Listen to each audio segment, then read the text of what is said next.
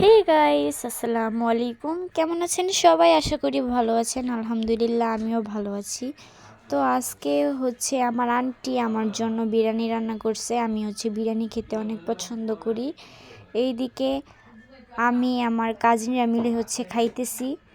আর আমার বাকি যে কাজিনরা আছে ওরা হচ্ছে গরু মাংস খেতে পছন্দ করে, তাই আমার আন্টি আবার আলাদা করে গরু মাংস রান্না করছে।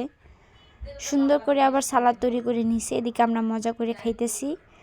আসলে অনেক দিন হয়ে গেছে আমরা কাজিনরা একসাথে হই না।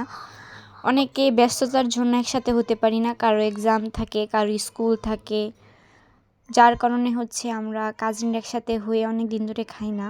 আজকে আমরা সবাই একসাথে হলাম, একসাথে খেলাম, অনেক ভাল লাগলো।